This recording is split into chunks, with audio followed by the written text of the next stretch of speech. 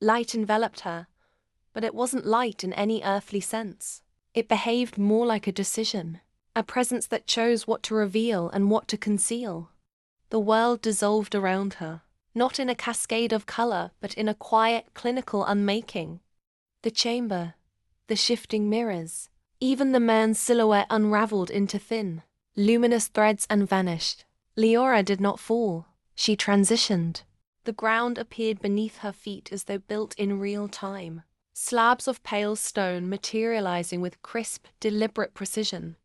The air formed next, textured with a faint electrical sharpness. Then came sound.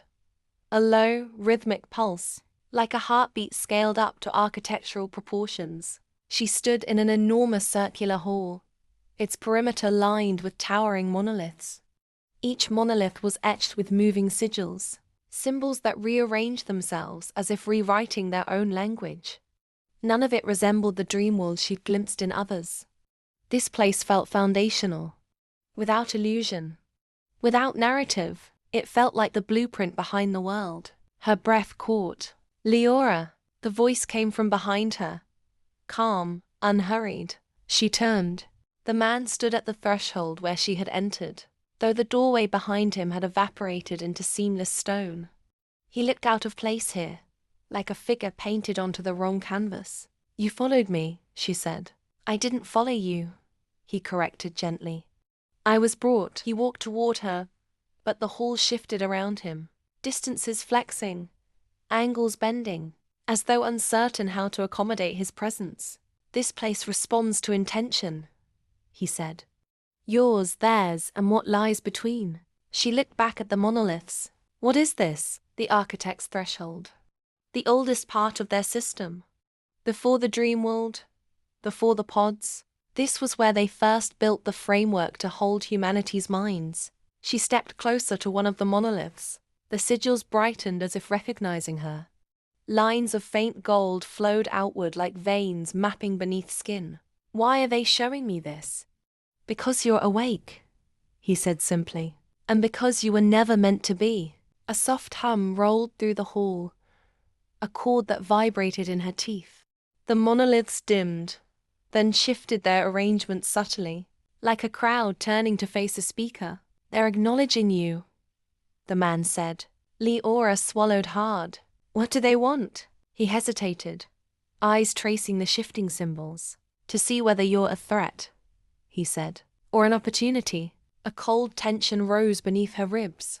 Before she could respond, the floor beneath her illuminated, a vast circular sigil flaring to life in gentle white lines. Her pulse synced to its rhythm. Her thoughts sharpened as though something external was aligning them. She felt watched, not by eyes, but by intelligence. Then the hall changed. Sound collapsed into absolute stillness. The light flattened. The monoliths froze in mid-shift. Something was entering the space. The man's posture changed, alert, almost reverent. "They're here," he said. A shape materialized at the far end of the hall. Not a body. Not even a presence in the physical sense. More like a compression in reality. A narrowing of possibility.